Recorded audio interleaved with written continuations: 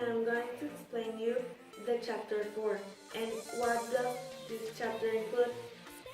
This chapter includes topics like climate, niche and community interaction, succession, biomes, and aquatic ecosystems. This chapter is called Ecosystem and Communities. The first topic of the chapter 4 is climate. Let's see what is it about. Weather and climate. Weather is the day-to-day condition of the Earth's atmosphere. Climate, on the other hand, refers to average condition over long periods. The factors that affect the climate are solar energy and the greenhouse effects, and latitude and solar energy, and also it is heat transportation in the biosphere. The next topic that the chapter includes is the topic 4.2, that is niches and community interaction. The niche. Organisms occupy different places in part because each species has a range of conditions under which it can grow and reproduce. Tolerance.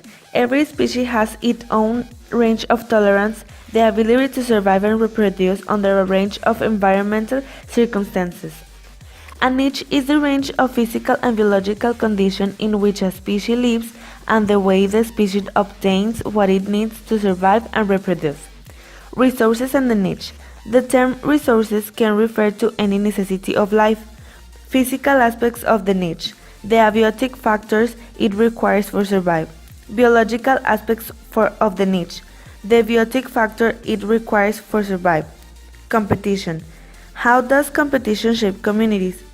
The competitive exclusion principle states that no two species can occupy exactly the same niche in exactly the same habitat at exactly the same time.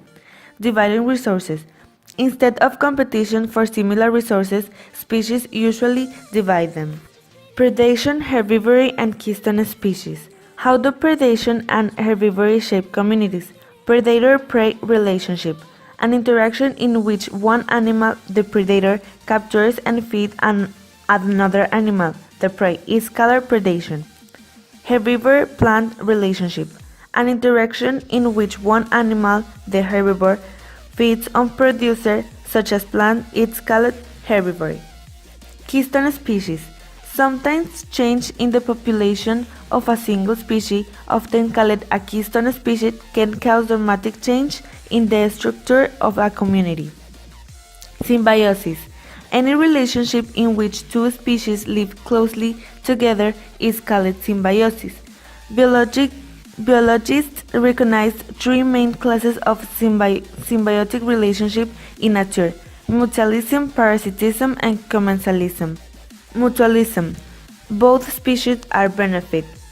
Parasitism. Relationship in which one organism lives inside or another or on another organisms and harm it. Commensalism. A relationship in which one organism benefits and the other is neither helped nor harmed. Then we have the topic 4.3, that is succession. Primary and secondary succession. How do communities change over time? Ecosystems change over time, especially after disturbances, as some species die out and new species move in.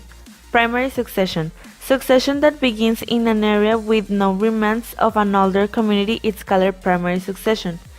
Secondary succession. Where a disturbance affects the community without completely destroying it, secondary succession occurs.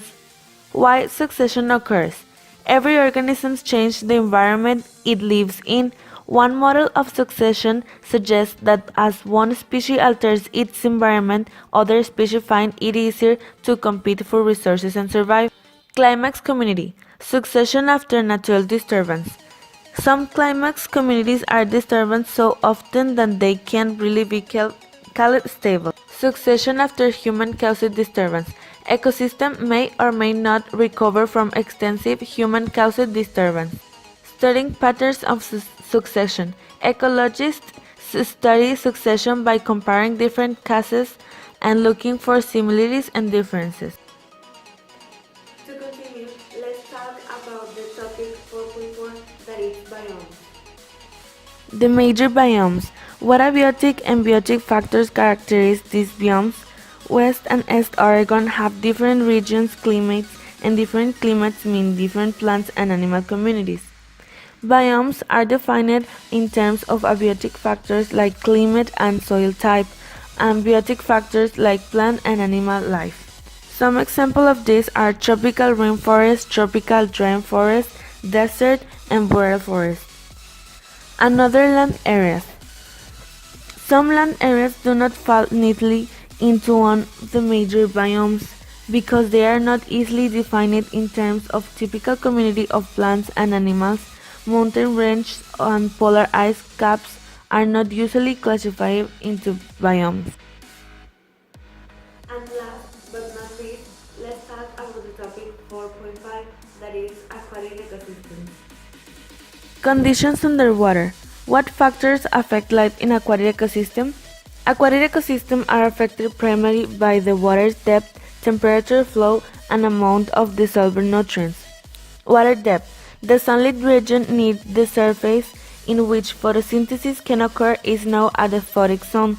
Below the photic zone is the dark aphotic zone where photosynthesis cannot occur. Many aquatic organisms live on or in rocks and sediments on the bottom of lakes, streams, and oceans. These organisms are called benthos, and their habitat is the benthic zone.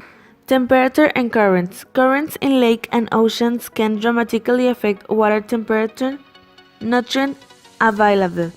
This type of availability of this dissolved substance vary within and between bodies of water. Freshwater ecosystem.